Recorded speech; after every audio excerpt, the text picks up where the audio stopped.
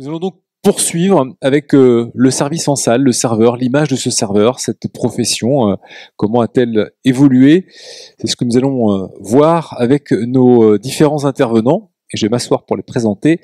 Hops, à mes côtés, il y a Céline Alcade. Bonjour Céline. Alors vous avez un micro devant vous, comme ça vous allez pouvoir vous exprimer tranquillement.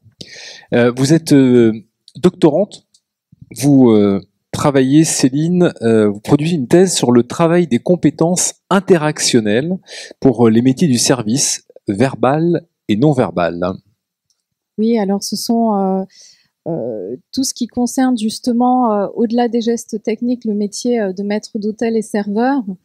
Quelles sont ces compétences interactionnelles, en quoi elles consistent, et il s'en est suivi d'un travail d'ingénierie de la formation avec l'Institut Paul Bocuse pour justement mettre en place, étant donné que la formation se concentre sur ces gestes techniques et procédures et se réduit essentiellement à cela, de manière générale dans tous les cursus de formation, de mettre en place une formation, un type de formation qui permettrait de travailler tout ce qui est communication et langage verbal et non verbal dans le service. Voilà. À côté de vous pour débattre de ce sujet de service, alors la question, je n'ai pas rappelé, c'est qu'est-ce qu'un professionnel de salle aujourd'hui? On va tenter d'y répondre. Donc Serge Schall, vous êtes Serge, directeur de salle et propriétaire associé de la Fourchette des Ducs, restaurant 2 étoiles Michelin à Obernai, en Alsace, et vous êtes aussi vice-président des Grandes Tables du Monde. Voilà, c'est exact. Bon, je n'ai pas fait de...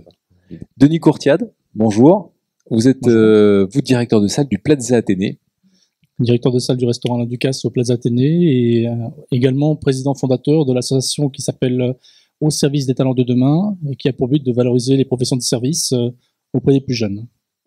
Oui, ce sera intéressant qu'on en parle, parce que vous avez effectivement une démarche là-dessus très engagée, justement pour finalement remettre un petit peu sur le devant de la scène un professionnel qu'on a peut-être un peu oublié ou maltraité durant ces dernières années. C'est avec vous que j'ai envie de commencer, Denis. Est-ce qu'on peut peut-être retracer rapidement l'évolution de ce service en salle? C'est-à-dire que si on part, on va pas remonter au Moyen-Âge, mais si on repart au XVIIIe siècle, qui était peut-être la période, XIXe siècle, pardon, la période, l'âge d'or du maître d'hôtel, où il était le centre de toutes les attentions, et puis on va faire le bond dans les années 70, où là, finalement, tout a basculé avec l'arrivée de la nouvelle cuisine et une nouvelle façon d'appréhender le repas au restaurant. Question très ouverte. Je dirais, Michel, je vais te parler de ce que je connais moi. Et je vais parler des années 80 où je pense que quand la cuisine est devenue une cuisine disposée sur une assiette, je pense que la révolution, elle a commencé à se faire à ce moment-là. Et je vais parler donc de ce que je connais, de ce que j'ai donc fait. Et à ce moment-là, je pense que les maîtres d'hôtel ont vu beaucoup d'intérêt dans cette évolution de la cuisine à l'assiette. Puisqu'ils avaient peut-être trop de travail en salle, je pense. Trop de travail en salle, trop de dangers, trop de techniques, et peu de temps peut-être à s'occuper de leurs clients, d'être face à face, d'être dans un collectif beaucoup plus appuyé. Parce que le côté technique, certes, mais quand vous avez toutes les entrées à préparer en salle, tous les plats à préparer, tous les poissons, tous les desserts, etc., peut-être que ça fait trop. Donc le fait d'avoir un service à l'assiette, dans un premier temps, je pense que ça a beaucoup aidé les hommes de salle. Le souci, c'est qu'ils n'ont pas su, à mon souci, je vais prendre position aujourd'hui, ils n'ont pas su forcément se réinventer à partir de ce moment-là et adapter leurs techniques ou en trouver d'autres, quoi qu'il en soit. Et en fin de compte, on a fait que le mot subir, je dirais, l'homme de salle de cette époque a subi quelque part alors qu'il aurait pu l'accompagner et se repositionner. Je pense que la cuisine, c'est toujours se réinventer. On voit ça en France, on voit ça à l'étranger, etc. On est toujours surpris. On parlait d'un fourneau dans la salle tout à l'heure, mais je me dis un fourneau dans la salle, moi je suis maître d'hôtel, je vais voir le chef, est-ce que moi aussi je peux utiliser ton fourneau à faire flamber quelque chose, à aller faire chauffer ma sauce? Enfin, moi j'y vois un intérêt à ça. Enfin, je veux dire, je ne suis pas opposé au chef dans la cuisine, en salle, ou l'inverse, etc. Alors pour revenir à ça, je pense que cette génération, je dirais avant la mienne, n'a pas su forcément se remettre en question. Et de fil en aiguille, on a plus eu forcément besoin de... Alors pourquoi ils se sont pas remis en question? Parce qu'ils avaient plus de temps, moins de danger, donc ils avaient plus de temps à accorder à leurs clients, plus d'écoute, plus d'empathie, etc. Mais de fil en aiguille, on n'a plus forcément eu besoin de grands techniciens. Et donc, on a plutôt formé dans les écoles hôtelières, et c'est les deux mots qui ressortent, à des grands communicants et à des bons commerciaux. Mais hélas, ce ne sont que deux facettes de la boule à facettes qui en comportent beaucoup, des compétences du maître d'hôtel. Et ce gap entre cette génération et la mienne, moi je suis le fruit de ça, je pense. Un bon communicant, un bon commercial, etc. Et souvent le chef me dit je te mets pas de découpage parce que tu ne sais pas les faire. Et moi je lui dis je ne sais pas les faire puisqu'il n'y a pas de découpage. Voilà. Et donc nous avons décidé avec les personnes qui sont dans mon entourage depuis 3 ans de prendre les choses en main et d'être force de proposition et de redevenir acteur de notre métier en étant force de proposition. C'est pour ça le clin d'œil du fourneau dans la salle. Moi j'y vois plutôt un intérêt. Je trouve ça plutôt une belle remise en question. Ça ne vous effraie pas? Non, au contraire, j'y vois un intérêt tout de suite. Je vois le côté positif. La table ronde juste avant, on parlait pas trop du client en fin de compte. Et nous, on est alimenté par le client parce que découper une volaille en 2 minutes, c'est très bien. Mais face à un client qui vous parle comme ça et qui vous dit waouh, c'est magique les choses que vous faites, bah, je vais faire des gestes beaucoup plus lents. Et si j'ai un client à qui je vais découper une volaille qui ne me regarde pas, bah, je vais la découper plus rapidement. Et puis dans l'environnement, à quelle heure c'est, la volaille elle arrive, est-ce qu'elle est cuite, est-ce qu'elle est pas assez cuite, est-ce qu'elle est ferme, est-ce qu'elle est pas ferme. Il y a tellement de paramètres. Mais tous les gestes, en fin de compte, de service sont dictés par les clients. Est-ce que vous pensez que le client aujourd'hui est toujours à même de regarder, d'attendre ces découpes? Est-ce que le client, la réaction du client n'a-t-elle pas évolué? L'attente du client n'a-t-elle pas évolué par rapport à ça? Ce show en fait qui était en salle et qu'on a un peu oublié. Mais justement, un des chefs qui était là tout à l'heure disait fort justement que tous les clients sont différents, ils viennent de plus en plus loin, ils ont de différentes attentes, ils ont peut-être plus le séquençage traditionnel des familles bourgeoises qu'on avait à une certaine époque dans les restaurants, et voilà, vous avez des boursicoteurs qui ont 30 ans, 35 ans, qui ont un fort pouvoir d'achat, et voilà, et donc c'est eux qui vous dictent justement les gestes que vous devez apporter à la table. On peut même dire au chef, la volaille, on la découpe tous les jours, mais pour cette table-là, fais-la à l'assiette, s'il te plaît. Voilà. Ou l'inverse. Céline, est-ce que selon vous, la formation hôtelière a su évoluer? Qu'est-ce que vous qui êtes aujourd'hui à l'Institut Paul Bocuse, en tout cas qui avez suivi de près une formation, qu'est-ce qu'on enseigne aux jeunes aujourd'hui? Est-ce que la formation est en adéquation avec l'attente à la fois des professionnels de restauration et des clients? Ce que je disais un petit peu dans ma question tout à l'heure à nos prédécesseurs, c'est que j'ai vraiment, enfin, dans la formation, moi, je l'ai suivi, je l'ai observé pendant 1 an avant de pouvoir faire mon travail. J'ai été formée comme les étudiants de l'Institut Paul Bocuse en première année au service, et tout est réduit aux gestes techniques, aux procédures. Bien réaliser ces procédures, donc c'est en restauration gastronomique, avoir des gestes très précis qui sont effectivement des gestes professionnels, mais malheureusement, la simulation d'un service et la relation client va être réduite à ces procédures-là au niveau oral, et on ne va pas plus loin. Donc on donne des petites phrases d'amorce qu'on peut utiliser avec les clients, mais on n'a aucune expérimentation du rapport au client, de comment on peut réinvestir les connaissances théoriques en amont sur les vins, les fromages, les mets, la façon de les préparer, etc. Donc forcément, celui qui apprend et se cache derrière ces gestes techniques, son but est de bien les réaliser, et il ne va pas plus loin. Et si pendant la formation on n'expérimente pas cette relation client, il y a très peu de chances après, dans les contingences du restaurant qui vont devoir être une opérationnalité immédiate, que ce temps soit laissé aux étudiants pour expérimenter cette relation client et aller plus loin. Et on parlait hier d'arrogance et d'indifférence, alors, et de rapport démocratique au client. Il n'est pas permis, je pense, ce rapport démocratique, de poser véritablement un statut de maître d'hôtel, de serveur dans un restaurant, si on n'a pas accès au discours. Le chef qui intervenait tout à l'heure disait on préfère prendre des bacs +1, +2 qui vont avoir une certaine élocution, etc. Mais ça s'entraîne, ça s'apprend. Et si on ne peut pas s'imposer dans le discours, si on est juste derrière ces gestes techniques qui imposent un corps, mais pas quelqu'un qui va exister par la parole, le discours, dans ce cas-là, on lui impose un statut de retrait et effectivement d'humilité. On ne lui permet pas de faire état d'un savoir qui est énorme, de connaissance de produits, du terroir, peut-être effectivement de la ville, d'autres choses, et de comprendre qui il a en face et de s'y adapter. Mais c'est ça, finalement on lui apporte une compétence à la fois technique, mais on ne lui apporte pas cette sensibilité qui lui serait utile au quotidien dans son métier. Alors, j'ai posé la question à Serge, puisque Serge, vous, on peut peut-être, on va le dire, puisque les gens ne vous connaissent pas forcément, vous n'êtes pas issu du sérail, c'est-à-dire que vous n'avez pas suivi de formation hôtelière, à proprement parler.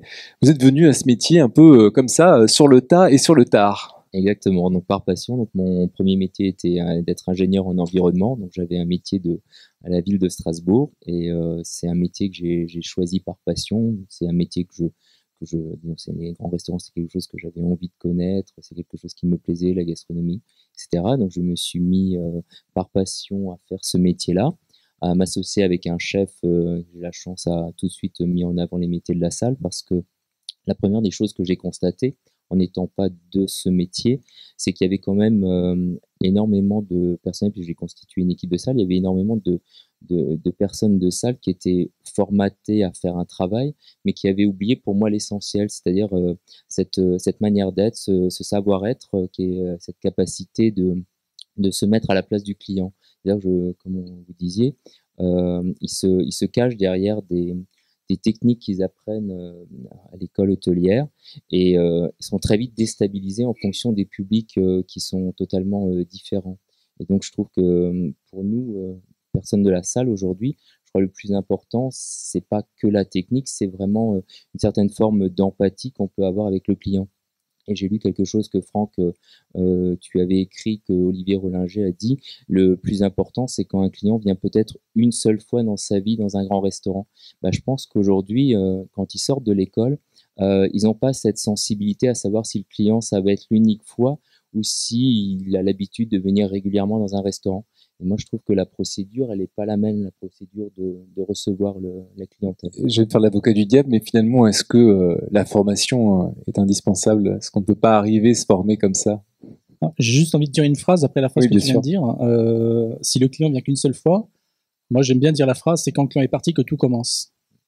Parce que justement, le travail de service et d'accompagnement, d'accueil, c'est que le client va partir et voilà, il est parti, et puis qu'est-ce qui se passe après?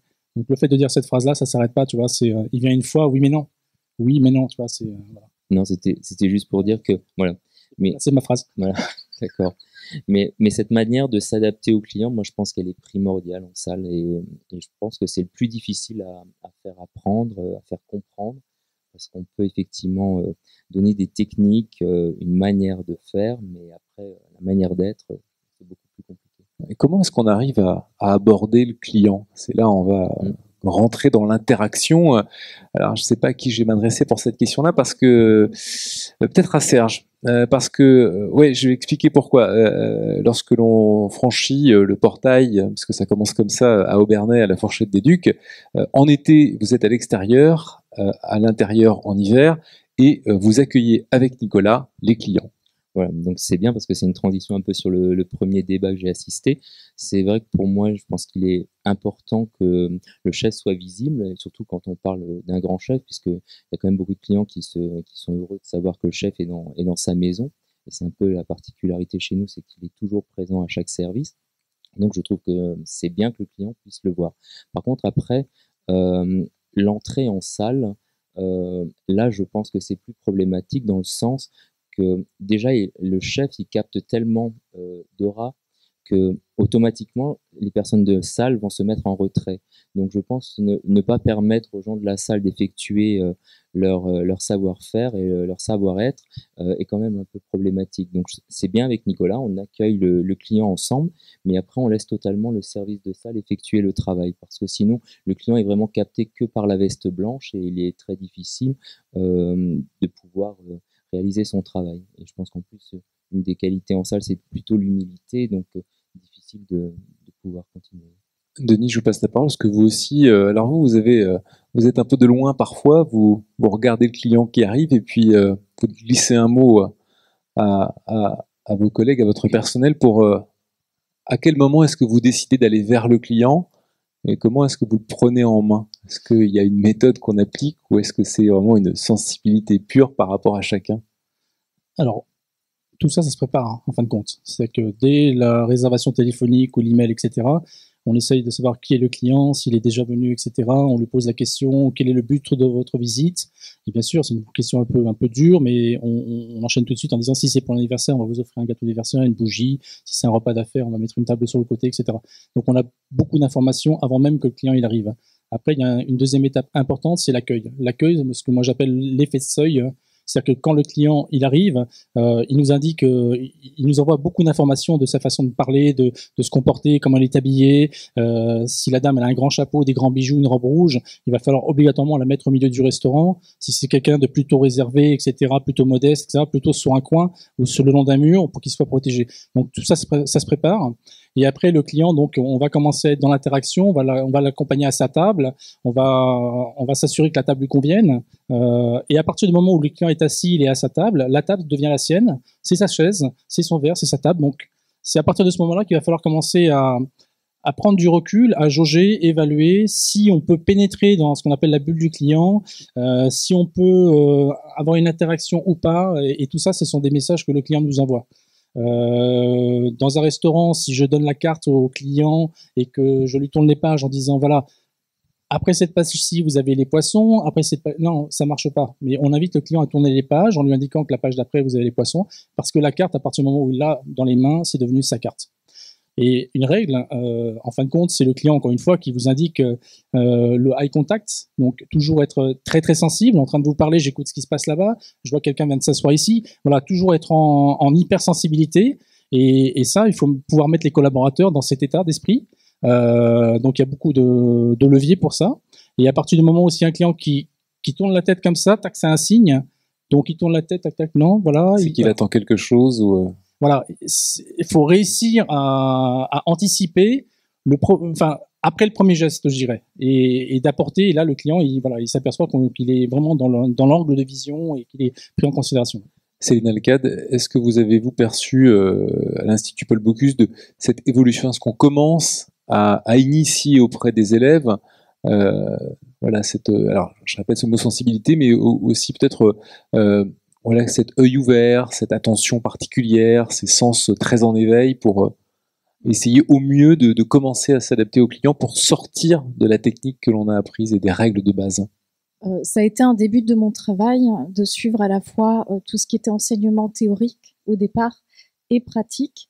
Et je trouvais qu'il n'y avait pas assez de mise en relation justement sur tout ce qui pouvait être théorie de la communication, psychologie de la communication et leur application directe en restaurant-école. Donc effectivement, et c'est ce qu'on peut souligner dans la différence d'un chef cuisinier qui va venir en salle avec un directeur de salle, un maître d'hôtel qui va être là tout le temps, qui va pouvoir avoir cette sensibilité à ce qui se passe dans sa salle. Et ça, le chef cuisinier ne peut pas l'avoir. On ne peut pas être au fourneau et avoir sans arrêt cette sensibilité à tout battement qui peut se passer dans la salle et qui peut permettre d'être au plus proche de ce que désirent les clients. L'évolution, ça fait partie du travail d'ingénierie de la formation qu'on a fait, c'est mettre en relation justement toutes ces billes qui sont données avant, qui sont des éléments qu'on peut réutiliser sur le terrain. Mais encore une fois, vous demandiez, est-ce qu'on a vraiment besoin d'une formation finalement? On a besoin d'une formation dans le sens où on a besoin d'une expérimentation. On ne veut pas le faire directement dans la salle avec les contingences opérationnelles qui sont celles du restaurant. Il faut... j'ai pratiqué beaucoup de vidéo-formations, d'exercices de simulation, de jeux de rôle, etc. Si on n'expérimente pas ça, les étudiants ils vont se cantonner à ce qu'ils ont appris, des gestes techniques qui sont complexes. C'est vraiment un métier très difficile dans le sens où il faut allier ces gestes techniques, ils doivent être appris, mais en même temps, il faut expérimenter la relation à quelque chose qui est mouvant, qui est fluctuant, c'est le client. Serge Chal, comment est-ce que vous êtes vraiment lancé dans le service à proprement parler? C'est-à-dire que je crois que vous avez quelque part un jour donné un coup de main, hein. Vous êtes venu en salle, vous êtes improvisé serveur. Donc là, je vais être obligé de donner la phrase que Nicolas m'a dit, puisque j'étais au bureau en train de faire mon métier ancien. Et évidemment, Nicolas avait ouvert son premier restaurant et bien sûr, il y avait le problème du personnel de salle qui n'est pas venu à son poste. Et il m'appelle et il me dit, écoute, il faut vraiment que tu me dépannes à midi. Et donc là, c'est sur l'anecdote, mais je lui dis bien évidemment, je ne sais absolument pas faire ça, je ne vois pas comment je pourrais t'aider. Et il me sort, bien sûr, bêtement, il ne faut pas être ingénieur pour savoir porter des assiettes. Voilà. C'était un peu la vision. Pour moi, oui. Mais, mais après, je me suis dit, oui, bon, donc j'ai été jeté directement dans le feu du service. Je me suis rendu compte qu'effectivement, c'était un petit peu complexe, mais avec un minimum de bagage technique, l'essentiel n'était pas cela. L'essentiel, c'était tout le reste. Et je pense que ce tout le reste, on l'a peut-être en soi ou on l'apprend, mais on l'apprend différemment que juste des gestes techniques. Voilà. Mais j'ai rien contre du tout la technique, c'est pas ce que je veux dire. Mais je pense qu'il faut pas baser que le service en salle sur la technique. Vous voulez réagir, Denis Non, mais je veux dire, voilà, il faut pas opposer l'école et l'entreprise en fin de compte, parce que c'est là qu'on se trompe et parce que les gens se connaissent pas, les enseignants connaissent pas les professionnels. Et l'Institut Paul Bocuse ouvre les portes, elles sont très grandes ouvertes, et les professionnels vont à la rencontre des étudiants, donc ils apprennent les bases dans les écoles hôtelières, ce qui est normal. Donc A, B, C, D, donc c'est, oui, c'est peut-être des techniques qu'on ne pratique plus dans les restaurants, mais ce sont les bases, c'est exactement ce que vous venez de dire. Donc on est obligé de passer par là pour apprendre le métier. Mais ce qui est important, c'est que les professionnels viennent à la rencontre des élèves déjà à ce moment-là pour faire des partages d'expérience en fin de compte, pour donner du sens à ce qu'ils apprennent au quotidien et pour les projeter justement dans voilà, ce que pourrait être une carrière réussie. Voilà. Parce que dans la formation, j'imagine, inclut aussi les stages, c'est-à-dire qu'on va en apprentissage, on s'immisce dans les salles, donc je pense que c'est aussi là qu'on arrive à faire le lien. Vous accueillez au Plaza Oui, oui, tout à fait. Et puis encore une fois, il y a pas une technique, il n'y a pas un savoir. Voilà, c'est multiple et divers. Et le jeune, quand il est jeune et qu'il est apprenant, bah, il va prendre le meilleur de Serge, il va prendre le meilleur de Denis, il va prendre le meilleur. Voilà, il va se former du mélange de toutes ces personnes qui sont dans son environnement. Et puis à un moment donné, quand il aura suffisamment de maturité, il va rajouter sa personnalité et il va devenir quelqu'un et il sera lancé. Voilà, mais au début, c'est comme ça, on apprend par ses pairs pour peu que les pairs soient partageurs, transmettent et envie de transmettre et envie que le jeune en dessous réussisse. Parce que aussi, des fois, il y a des freins, on a peur de celui qui est en dessous, alors que, voilà, donc... Comment est-ce que vous faites pour guider l'un et l'autre quand vous avez des jeunes apprentis qui arrivent chez vous ou même finalement un jeune serveur peu expérimenté, comment est-ce que vous le faites pour le mettre à l'aise? Quels sont les mots que vous pouvez les conseils que vous pouvez lui prodiguer? Je commence. Donc, moi, c'est surtout lui donner cette sensation de ne pas avoir peur de la salle, parce que je pense que c'est vraiment le moment où il est lâché dans un grand restaurant que ce jeune qui vient en stage est le plus terrifié. Donc, c'est vraiment essayer de lui apprendre juste à bien avoir la notion de l'espace qu'il a autour de lui et commencer à marcher dans cette salle sans avoir cette crainte à être statique, ne pas vouloir s'approcher du client. Donc, c'est vraiment, je pense, pour moi, c'est ce que j'essaye de lui transmettre tout de suite, de se sentir à l'aise dans cet espace-là. Et l'attitude de collaborateur est quelquefois plus importante que les gestes qu'il va faire. Je fais une bêtise, mais je le fais d'une façon, wow, voilà, ça n'a pas le même sens. Donc moi, par principe, je dis une phrase aussi, c'est que l'enchantement du client passe avant tout par l'enchantement du collaborateur. Donc je traite mes collaborateurs comme des clients, et je plaisante pas quand je dis ça. Mon collaborateur, je le prends en face de moi, je lui dis voilà, tu connais tes défauts, tac, tac, tac, ok. Tu travailles dessus, oui. Et moi, je ne travaille que sur les qualités du collaborateur et je vais extraire ce que j'appelle la beauté intérieure de la personne. Et voilà. Et après, c'est pas simple parce que il y a des garçons chez moi ou des jeunes filles. Il y en a un, il a besoin de 6-7 tables pour vraiment s'épanouir. Et le garçon d'à côté, c'est 3-4 tables pour s'épanouir. Mais je sais que lui, avec 7 tables, il va être parfait. Et lui, si j'en mets plus que 4, ça va être compliqué. Et c'est à moi de les faire travailler les uns avec les autres. Voilà. Mais quand ils sont en salle, avec le travail qu'on leur demande de faire, ils ont les clés et ils s'épanouissent. Voilà, c'est le résultat. Et donc, en termes d'encadrement, c'est plus complexe, mais ça apporte beaucoup plus de résultats. Céline, est-ce qu'on arrive pour en finir avec cette question de formation, d'encadrement, enfin, est-ce qu'on arrive dans les écoles à aller chercher, comme le dit Denis, cette beauté intérieure des élèves pour finalement adapter un petit peu avec eux la façon dont on va pouvoir leur inculquer les règles pour qu'ensuite ils se les approprient? Je suis tout à fait d'accord dans le sens où il faut travailler avec la matière que sont les personnes. C'est ce qui permet justement de ne pas être dans des standards de service, de sortir d'un standard qui serait toujours le même.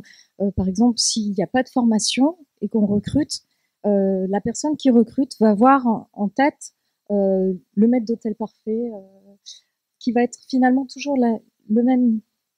Alors que si on passe, j'insiste encore une fois sur cette phase de formation, d'expérimentation, où finalement, moi j'ai travaillé avec des étudiants qui étaient par exemple, qui se cachaient derrière l'arrogance, qui étaient arrogants ou extrêmement timides, et je me disais, bon, lui, il va jamais s'engouffrer dans le rapport avec le client. Et finalement, en travaillant ensemble, en essayant de leur donner des clés et d'expérimenter, de se regarder aussi les uns les autres sur ce qu'ils avaient mis en place, sur être conscient de l'image qu'ils reflètent, qu'est-ce qu'ils veulent refléter comme image d'eux-mêmes, sur quelle qualité d'eux-mêmes ils veulent travailler. Ils arrivaient chacun à trouver une personnalité de service qui était intéressante, qui était plus ou moins en phase avec certains types de clients, mais ils arrivaient à prendre le service plus comme une suite de contingences à remplir et à assurer, mais comme un plaisir, un défi relevé, d'entrer en contact avec un client, de mettre en avant la cuisine du chef, les connaissances qu'ils ont par rapport à cette cuisine, et de s'investir véritablement dans ce qui peut être addictif dans le service, c'est-à-dire à la fois le rythme, ce défi à relever de la fluidité du service, mais également je suis rentrée en contact avec quelqu'un avec lequel je suis d'égal à égal, et je lui ai donné des choses que moi je détiens, que moi je sais, j'ai accompagné véritablement son repas, donc ce côté formation est vraiment intéressant. J'ai perdu le fil de votre question. Je ne sais pas si j'ai... Non, rassurez-vous, vous êtes toujours dans les clous et vous avez parfaitement répondu à ce que... Mais c'est ça, donner vraiment la manière après sur le terrain de pouvoir avoir des outils pour réagir et ne pas justement se cacher dans quelque chose qui est restreint et qui ne leur permet pas de faire ressortir leur personnalité dans ce métier. Alors on parle de personnalité, j'ai envie qu'on parle peut-être de rôle, d'acteur, de théâtralisation, c'est ce qui était écrit dans le pitch de la table ronde. Alors, est-ce qu'un professionnel de salle aujourd'hui doit être un bon acteur? Est-ce qu'on peut parler de la salle comme d'une scène? Il est acteur, quoi qu'il en soit, de son quotidien, il va impacter de ce qui va se passer après, que ce soit au niveau de la cuisine, que ce soit au niveau de son équipe, au niveau de ses clients. Il est l'âme du restaurant, donc oui, il est acteur. Il faut surtout qu'il le prenne en considération qu'il est acteur. Il ne faut pas qu'il subisse. On parle souvent des mauvais rapports entre la cuisine et la salle. On n'est pas là pour subir, on est là pour s'expliquer, on est là pour communiquer, on est là pour partager, on est interdépendant. Donc oui, il est acteur.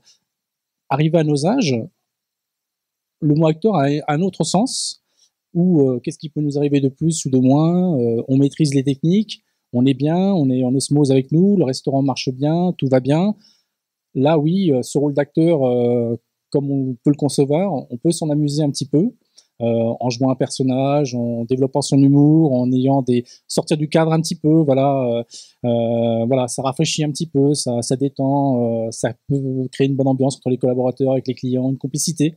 Il y a des gens très influents, très puissants. Quand ils sont installés, ils n'ont pas envie qu'on les dérange, mais avec un petit peu d'humour, tac, on peut créer tout de suite un lien. Et voilà, ce rôle d'acteur, à ce moment-là, oui, prend son sens aussi. Et est-ce qu'on parlait aussi de scénarisation, c'est-à-dire est-ce qu'on peut imaginer, puisqu'on est sorti de ce que l'on expliquait au début, c'est-à-dire de ce rôle de maître d'hôtel auprès duquel tout le repas tournait, puisque c'était lui l'attraction centrale, à finalement aujourd'hui, pour vous, professionnels du XXIe siècle, à une scénarisation d'expérience? C'est-à-dire, par exemple, quand vous, Serge, vous accueillez le client, est-ce que vous avez pensé à quelque chose là dans la salle, dans la façon dont vous allez le guider, dans la première chose que vous allez lui déposer sur la table? Oui. Donc, mais comme Denis avant, je pense que déjà la venue du client, il se prépare. Donc, c'est très important déjà d'avoir un peu une notion du client. Alors, on ne sait pas toujours, mais très souvent, on arrive déjà un peu à mettre le client, je ne vais pas dire dans des cases, mais on arrive plus ou moins à imaginer quel type de client on reçoit. Donc ça, c'est déjà une préparation en amont. Après, au moment où il arrive, c'est effectivement le premier regard, le premier échange. Donc à ce moment-là, il y a une manière d'être qui va s'adapter en fonction du client. Il y a des clients vont sortir beaucoup plus intimidés du lieu, qu'il faudra prendre sous son aile et se dire qu'à ce moment-là, ça ne sera pas les maîtres d'hôtel qui vont s'occuper de lui tout de suite au départ. On va jouer ce rôle-là parce que comme ça, en plus, ça va donner le tempo pour le reste de l'équipe. Ils vont comprendre. Et voilà, parce qu'aujourd'hui, au restaurant, c'est vrai qu'il y a des maîtres d'hôtel avec moi, donc ils vont faire leur travail. Mais je pense que avec ma perception, je vais pouvoir leur donner un petit peu le sens du travail qu'ils vont devoir les guider un petit peu après. Les guider, voilà. Denis, en matière de scénarisation, je pense que le Plaza a su s'imposer dans quelque chose d'assez novateur parce que il y a véritablement quelque chose qui se passe. C'est-à-dire que quand on arrive aujourd'hui au restaurant d'Alain Ducasse au Plaza Athénée, on est dans une salle très très luxueuse, mais à la fois très dépouillée, avec une table sur laquelle il n'y a rien ou presque rien. Donc imaginez-vous, il y a des personnes dans la salle qui connaissent bien notre environnement. Il y a 2 ans, le restaurant Alain Ducasse au Plaza Athénée s'est déplacé à l'hôtel Le Meurice. Donc nous avons offert à l'hôtel Le Meurice un restaurant 3 étoiles, avec ses arts de la table, son chef de cuisine Christophe Saint-Agne, son approche culinaire. Et Alain Ducasse nous a demandé dans la même salle du Plaza Athénée de nous réinventer et de repartir à zéro, donc avec des tables non nappées, avec une carte de restaurant où les viandes n'apparaissent pas. Donc voilà, on a fait partie du projet dès le départ, on a été force de proposition avec Alain Ducasse. Moi, j'ai décidé avec mon équipe justement de dire oui à tout, de façon à pouvoir récupérer la main le plus rapidement possible et de pas être en opposition ou en résistance. Ça me fait penser au fourneau tout à l'heure dans la cuisine, dans la salle. Il y aurait 3-4 ans en arrière, j'aurais dit oh là là, mais après les expériences que j'ai vécues, en fin de compte, il faut pas opposer de résistance parce que le changement, on est toujours contre le changement. Et donc là, il fallait se réinventer quoi qu'il en soit. Donc on arrive, il n'y a pas de nappe sur les tables, on dit waouh. Voilà. Et est-ce qu'il y a des découpages? Oui, il y a des découpages. Est-ce que c'est de prendre une volaille à la volée et de la découper pendant 2 minutes? Ou est-ce que c'est juste un coup de couteau? Est-ce que c'est venir râper de la truffe? Ou est-ce que c'est de venir avec 2 mortiers en marbre et de piler le poivre devant le client comme ça à un 1/8 pour qu'il soit frais à sentir, etc. Voilà, on s'est réinventé, on a réinventé des gestes, on s'est réapproprié la salle, on raconte une nouvelle histoire, elle est différente. Donc voilà, les gestes de salle, ils peuvent être très très simples. Mais ils sont essentiels. Ils sont essentiels pour que l'homme de salle, il ait une action quand même qui s'approprie tout le scénario qu'a réfléchi le chef. Et si on ramène ça au client, comment le client aujourd'hui qui vient chez vous perçoit-il tout cela? Parce que j'aimerais que vous rentriez un tout petit peu dans les détails sur l'ordre. D'abord, on sert un verre, puis ensuite arrive le pain, puis... Alors, chez nous, c'est assez complexe. Je dirais la thématique elle est nommée naturalité. Et l'idée, c'est d'avoir une démarche contemporaine, puisque on est COP 21, on est enfin voilà, on est un peu dans tous les sujets qu'on peut lire dans la presse ou dans les médias. Le client s'installe à table, alors donc on a décidé de lui apporter sa serviette. Je vous apporte votre serviette de restaurant, bien sûr, on le dit pas, plutôt qu'il la trouve sur la table, parce que s'il la trouve sur la table, elle est anonyme. Elle a peut-être pris la poussière, que je m'assois là ou que je m'assois là, la serviette, peu importe. Sauf que la serviette, c'est un élément important parce qu'on va l'avoir sur les genoux, on va s'essuyer le visage. Donc le client s'installe et on lui apporte sa serviette. Après, on a toute une mise en scène, on va dire, où on apporte une boisson végétale avec un glaçon qui a été fait spécifiquement pour nous, qui est rond, qui est très gros. On verse une boisson. Hier soir, c'était raisin citron. Et après, on vient disposer des galettes de céréales sur la table. Et donc voilà, on a cassé les codes. On est un peu dans la provocation. On vient éventuellement, quand c'est la saison, faire une sardine grillée. Mais une sardine grillée, donc on a les filets grillés et on a la tête qui est toujours maintenue par l'arête centrale et la queue qui a été cuite en tempura. Et donc, dans un code 3 étoiles, on vient manger une sardine grillée avec l'arête, etc. Donc, les clients sont là, ils sont surpris. Et notre rôle de maître d'hôtel, c'est peut-être l'évolution encore une fois. On est aussi des guides. On est pas seulement des ambassadeurs pour la cuisine, mais on est aussi devenus des guides. C'est-à-dire que si on donne pas les clés de notre restaurant à nos clients, ils peuvent être perdus. Céline Alcade, j'aimerais que vous réagissiez sur tout ça parce que je vous ai vu un petit peu hocher. Ça vous parlait, vous étiez sensible à ce qui se disait. Oui, je pensais en même temps à ce qu'on avait évoqué des difficultés de recrutement de personnel de salle, et en écoutant Monsieur Courtiade, j'avais envie de faire ressortir la magie que c'est d'être au contact de la salle. Ce côté adrénaline qui est très très fort dans le service que moi j'ai ressenti quand j'ai été formée, malgré la difficulté de la longueur du service, du rythme à avoir, la pression de la cuisine, la pression de la salle. Il y a effectivement ce côté adrénaline qu'il faudrait peut-être mettre en avant dans la formation auprès des jeunes, où on disait, proposer un service où on est décontracté, aseptime, avec des baskets et tout ça, quand même, les jeunes ne viennent pas pour servir. Mais si on met en avant ce côté qui est le défi, de contenter des personnes qui sont tous les jours différentes, qui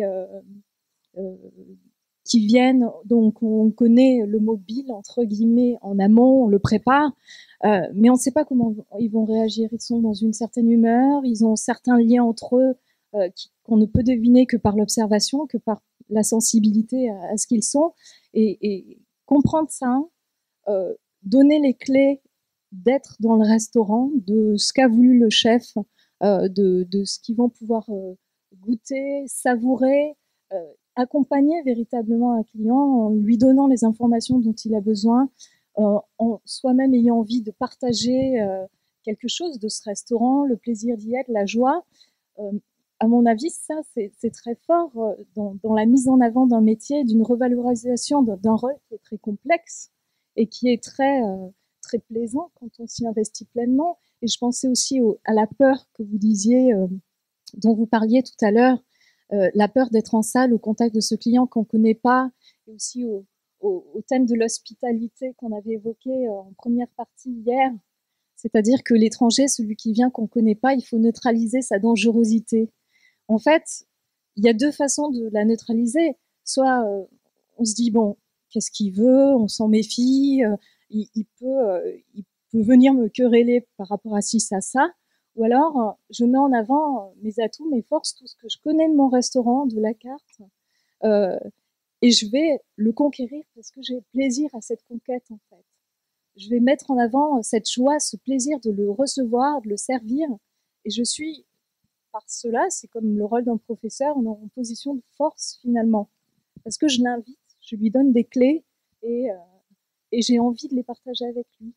Denis ? Et juste, oui, et être fier de ce qu'on fait, et en parler positivement. C'est très simple. Et là, vous parliez de l'individu étranger qui arrive. On a fait des travaux sur la philosophie de l'hospitalité. On s'aperçoit que l'être humain n'est pas naturellement hospitalier. Les religions l'ont parfaitement compris, mais surtout quand la vie de l'être humain est en danger.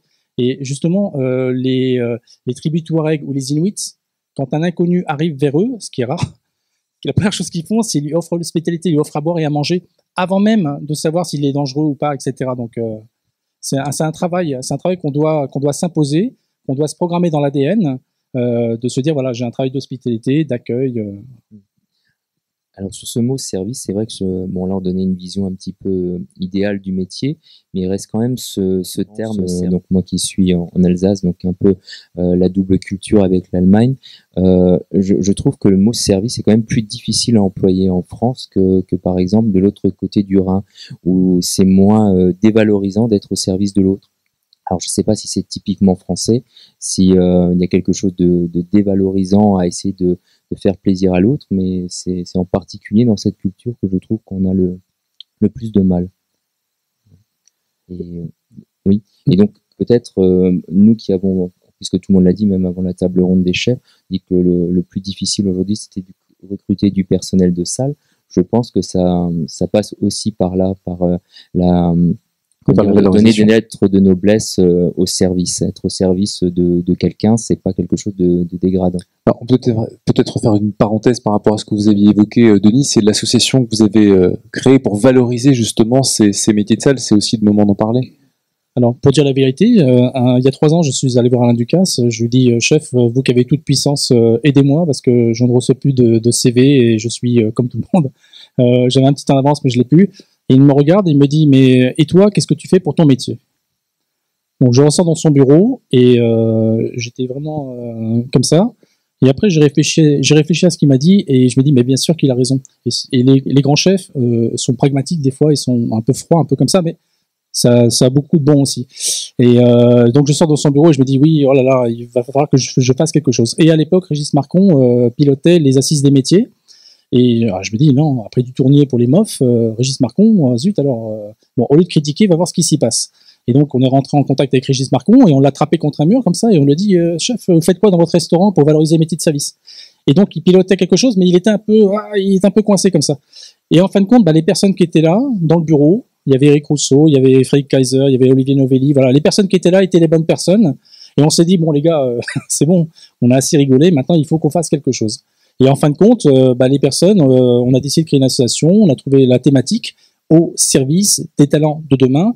Tout de suite, on s'est dit, les gars, on va pas se mettre en avant, l'ego, etc., c'est pas nous, mais on va essayer d'inverser cette courbe et on va aller porter la bonne parole. Le meilleur endroit à le faire, c'est justement dans les écoles hôtelières, de décloisonner, d'aller rencontrer des enseignants, de porter les bonnes paroles et d'aller impacter le plus grand nombre possible de jeunes qui sont en face de nous en faisant juste des partages d'expériences. Voilà. Et aujourd'hui, est-ce que vous sentez que ça a déjà eu un impact, ce que vous avez fait? Est-ce que vous avez un peu plus de propositions? Est-ce que les jeunes reviennent vers vous avec des CV? On a une démarche très positive, désintéressée, bienveillante. On sème de l'amour partout, donc c'est génial. Donc voilà. Et ça marche? Alors, mais c'est intangible. Hein. C'est intangible. Moi, si j'ai 16 ans et que je veux être grand cuisinier, je regarde Paul Bocuse, il est blanc, blanc, rouge, il est grand, il est beau, je vois Alain Ducasse, je vois Jean Robuchon, je sais à quoi ça va correspondre. Et je vais comprendre les efforts. Si je veux être un grand directeur de restaurant, mais je sais pas ce que ça veut dire. Et je vais citer qui, je vais prendre qui en référence, etc. Donc, éventuellement, cette association, plus la Coupe Georges Baptiste, plus le travail des sommeliers, plus tout le monde, en fin de compte, toutes les actions sont les bienvenues. Voilà. Serge Chal, est-ce que vous rencontrez des difficultés en Alsace à recruter du personnel, ou est-ce que justement cette proximité de l'Allemagne fait que des jeunes viennent chez vous Alors, on était plus ou moins protégés dans cette région, mais je pense qu'aujourd'hui on est à la même enseigne que le reste de la France, et c'est de plus en plus difficile à recruter du personnel de salle, à contrario des cuisiniers. Mais voilà, donc effectivement, c'est par des démarches comme l'association de Denis, ou je prendrai l'association que je m'occupe, qui est les Grandes Tables du Monde, qui mettent en avant le restaurant dans sa globalité, et qui n'est pas une association de chefs, mais au contraire qui met tous les métiers du restaurant. Donc je pense que ça passe par là également, c'est-à-dire que c'est bien le chef, c'est bien de mettre en avant le chef, ça permet d'avoir effectivement de la notoriété. Mais à côté de cela, il faut vraiment défendre tous les autres métiers. Donc les sommeliers ont réussi un petit peu à tirer leur épingle du jeu. Mais... Et souvent, on passe à côté de très belles choses, hein, et les gens vous disent « Ah, on n'y avait pas pensé ». Il y a une opération, je ne sais pas si je devrais en parler, mais qui va se faire par la mairie de la ville de Paris en janvier, et ils vont récompenser de la médaille de vermeil les 96 chefs étoilés parisiens. Et moi, comme je suis proche de Ferrandi, entre autres, on me dit que ce serait bien que tu sois là pour coordonner le service des jeunes. Je dis ouais, super. Et j'envoie un message à la mairie, je dis c'est sympa, je peux faire venir des grands directeurs de restaurants, mais si c'est pour encore assister à une énième récompense, mais je dis vous n'avez pas pensé un peu au service? Vous savez ce que c'est le service à la française? Quand je vais à l'étranger, je dis je suis maître d'hôtel français, il me dit waouh, c'est génial, mais en France ça veut dire quoi? On ne sait plus. Donc voilà, et donc il y a eu un travail de la mairie, ils m'ont appelé hier, ils m'ont dit alors cette année ça va être compliqué, mais peut-être l'année prochaine. Donc souvent on passe à côté de choses parce qu'on est peut-être moins charismatique, plus discret, Gilles le disait tout à l'heure, plus proche de nos clients, donc moins là-dessus, moins sur les médias, etc. Mais quand même, voilà. Qu'est-ce que vous ressentez, vous, auprès des étudiants que vous avez pu côtoyer comme sensibilité? Ce sont des gens plutôt discrets, et est-ce qu'ils ont envie, ces gens-là, de faire ce métier? Est-ce que, selon vous, ils sont fiers de s'engager? Alors moi, ce qui était compliqué pour moi au départ, c'est que j'avais affaire à des futurs managers. Je me disais, alors pourquoi on les fait passer par une formation qui est relativement longue, parce que ils tournent dans 3 restaurants-écoles à l'Institut Paul Bocuse, donc pendant 3 fois 3 semaines, ils partent en stage en restauration, en hôtellerie, au contact de la clientèle, et finalement, je me dis, tous ces efforts faits pour les former à ce métier, ils vont être managers, ils vont peut-être s'en désintéresser. Après, je me suis rendu compte que non, c'est peut-être ça la clé, que eux, en tant que managers, ils soient sensibilisés à ce qu'on peut faire directement sur le terrain, en contact avec la clientèle, et qu'ils puissent le valoriser. Et le valoriser, on a aussi beaucoup travaillé avec les cuisines, parce que je me rendais compte que finalement, c'était pas seulement le maître d'hôtel formateur qui formait au métier de salle. Le chef aussi, il formait ces mêmes étudiants à s'adresser en cuisine, à s'adresser avec le chef. Après, je disais au chef, mais est-ce que vous leur avez parlé de comment vous travaillez la carte, quel état d'esprit vous voulez mettre dans cette carte? Ah ben non. Pourquoi? Parce que le maître d'hôtel va en parler de la carte, mais le chef, il en parle différemment.